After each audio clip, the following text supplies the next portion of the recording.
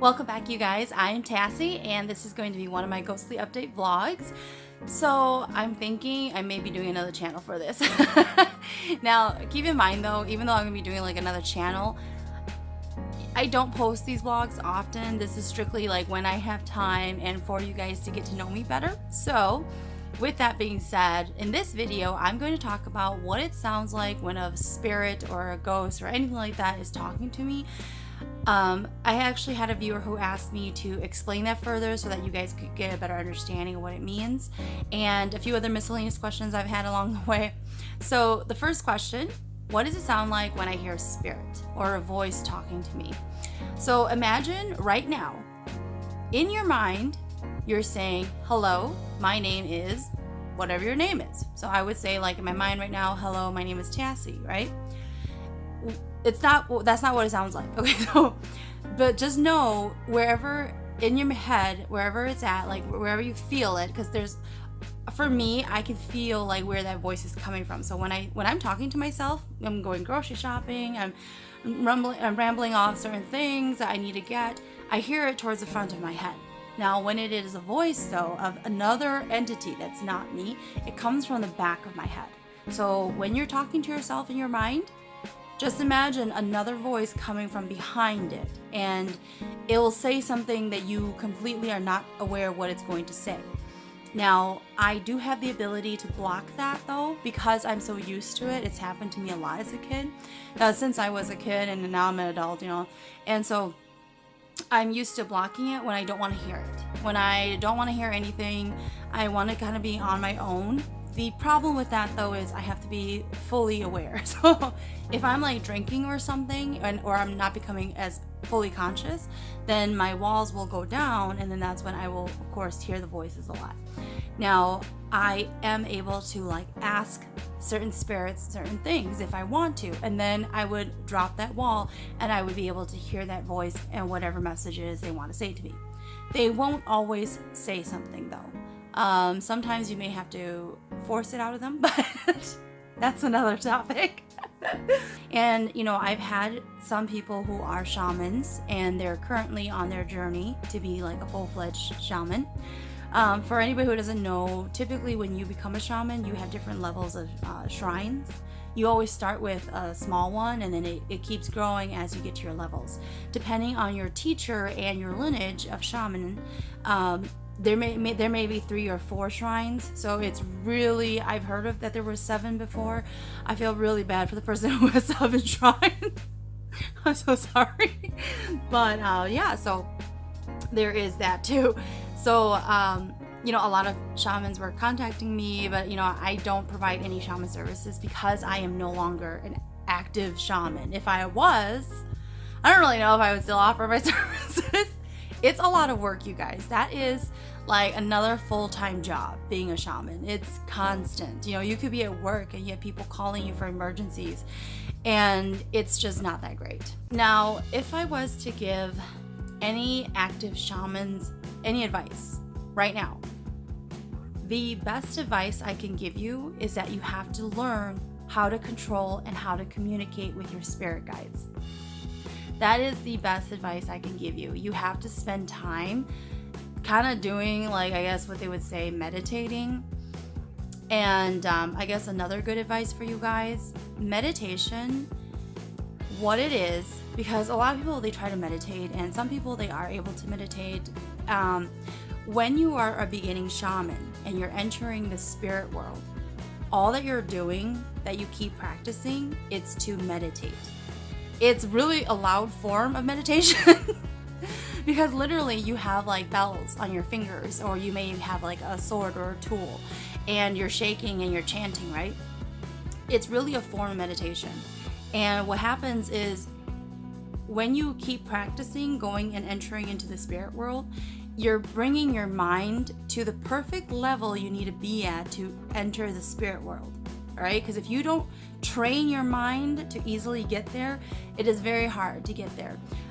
I honestly, for me, it was very different for me because I was doing it when I was born. Like literally, as long as I've had memories, I've always been talking to spirits. They've always come to me, and they always bring me there automatically. So it was very easy and natural for me to do it. But a lot of shamans who are starting, and shamans that I know of personally as well, they struggle with it a lot. All you're trying to do is to meditate. It's a form of meditation to bring your mind to that point. And what is that point? It is the point right before you fall asleep. You're not asleep. All right, when you're doing it, when you're meditating, you should not fall asleep. You are not meditating. Now, I will say with that though, sometimes when you, if I refuse to listen to like my spirit guides or something really drastic is going to happen, what happens is they make me very tired. And then when I fall asleep, they just come because my walls are down. So there is that too. But really, you are just bringing your mind to the point right before you're gonna fall asleep. And a lot of shamans, you know, like if you're thinking about too much stuff and you're trying to do your journey and everything like that, you will struggle because you're thinking of all these other outside things, and that has nothing to do with what they're trying to teach you. So you need to learn how to hone that skill so that you can focus strictly on that thin line before you fall asleep. That is where you have to be at to enter the spirit world. So you have to learn how to balance it where you're not fully awake, but you're not fully asleep. That is meditation. Yeah, those are like my best advices for anybody who is struggling on their shaman journey and who have tried reaching out to me. You need to learn how to do that. Now, the reason why we have teachers and the reason why for shamans, because you know, when I say that, a lot of people might assume, oh, anybody could do it then. Anybody could be a shaman. Because as long as I bring myself to that point before I fall asleep, there is that magic line there. Technically, no. So, for a shaman, why it is so important that only a shaman does it is because when you do enter the spirit world, there are a lot of dangerous things there that their sole aim is to harm you. Like, imagine you're breaking into someone's house. It's the exact same thing. Something in that house, you don't know what's in that house, it can hurt you. So for shamans, we have spirit guides for a reason. And what happens is when we enter the spirit world, they are with us. You are never left alone there. Okay, so don't think you're just gonna enter it. You definitely can though. Because there are a lot of people who I have read blogs about where they go and practice, and I believe it's more of a Native American form of shamanism. Well, not even really, it's more like a practice, you know, like it's not like Wicca, which I studied Wicca for a little bit as well because I wanted to understand what their religion was. It's not kind of like that, but you know, like there's a lot of people who practice meditation. Maybe you know, somebody who they love passed away, so now they're really into it and they're trying to communicate with the other side, right? So a lot of people, they are able to do that. Now, the thing with shamans, it's a life thing, and it becomes, you have like natural abilities that come with you when you're born. So not just only that you have your spirit guides will direct you on where you're supposed to go. So if you did break into someone's house, your spirit guides will explain like whose houses are you at? What is your purpose? Why did they bring you there? What task are you supposed to do now that you're there? And then of course, how to leave that place. There is a proper way of leaving that place. So don't just think you can just, in the spirit world, go wherever you want, okay? Because in a previous video, I had mentioned how when you go to certain areas, they have what we would call tuju, and tuju in Hmong means, you know, the owner. So you have the owner of a place that you went to. So if you go there, you cannot take anything, you cannot communicate with anything, you cannot do anything there unless tuju allows you to. If they don't, they have every right to harm you, just like if you broke into someone's house. So it is the exact same thing. So that's why it is so important. Don't just go into the spirit world unless you know what you're doing. Now, for me, I only learned as much as I did because my spirit guides told me, and because I had such an easy time communicating with them. it was just a natural ability for me where I could just be sitting here and I would ask them, so what am I supposed to do if I get there? They would just tell me exactly what I need to do. Now, it is not always that easy though. I know a lot of shamans and they struggle with fully understanding and communicating, and it all goes back to you need to spend the time to get to know your spirit guides, know their names, know their purposes. So if something is happening, you know which one to call forward to come and protect you or to come and do the right task, okay? You yourself, you are kind of like the maestro.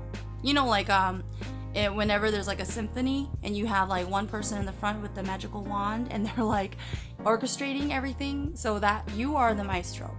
You are meant to tell each part, which are like, you know, like everybody who's playing in the orchestra, they are all of your spirit guides, right? You need to tell them at which point they need to become active or at which point they need to just do their tasks, basically. So you need to spend a lot of time communicating and trying to learn about them. That way it will only benefit you when you go into the spirit world. Now, another question I was asked was, how do I tell when it is the ghost girl from my apartment or if it's like a ghost somewhere else? Like I can see them, so it's kind of obvious when I see them. And it's definitely a feeling you have. Like whenever I go to the Mall of America. So the Mall of America is a huge mall, and you know, I'm sure a lot of you guys have heard of it. It's here in Minnesota. It's only like 20-minute drive for me. And whenever I go to the Mall of America, there are a lot of ghosts there. There are a lot of demons there, you guys. It's annoying. So I have to be very careful whenever I go there, because if I bump into one and it's strong, it can hurt me. It can cause me to feel pain in my body. So I'm very cautious when I go to the mall, just because there's a lot of people there and they bring a lot of stuff with them. A lot of things will stay there. So I try to stay away from the Mall of America, but when I do have to go there, I am just very cautious, because I'll literally be standing there and then my whole entire arm will be in like pain, and it's because something was bumping into me, and typically they have to be strong enough to cause me that kind of pain. So that's how I could tell like which spirit it is, because I can physically see them and they're very annoying, but yes. And the girl here, she is now on the second floor of my place. She stays in the center towards the entrance, and there are two people that she likes to visit when she's here. But she pretty much stays away from me now, so I'm pretty happy about that. Now, I would definitely love to just do a huge shout out to one of my very close girlfriends. She was also a shaman during the time that I was as well, and honestly, it definitely made everything a lot easier knowing that you weren't crazy. You weren't going through this alone. She had already been a full-fledged shaman when I started, but we just clicked, absolutely clicked. We are very different in our skills and everything. However, she does have the ability where we can read each other well and read people well. So whenever we're talking to each other, we would finish each other's sentences. We would already know what the other person was going to say. So it was, we clicked so well, and we both had that pure heart energy, and our goals was never to become like famous or anything like that. It was strictly just so we weren't in any form of pain and we weren't agonized all the time by spirits. So definitely a huge shout out to my girlfriend there. To this day, even though I'm no longer a practicing shaman, she became very sad when I was no longer a practicing one. However, we still maintain our friendship, and it's like, because I still have a lot of the same abilities I had when I was a shaman, because it's not something that just goes away. So it's like we still have that great connection. So anytime I feel like there's something wrong with her, like I always check up on her, and we're always in contact, really just there for each other in different parts of our lives now. So I definitely love that part about being a shaman, was meeting her. If it wasn't for that, we probably would have never met. So yes. All right, you guys, so that's really it for this episode. Thanks for watching.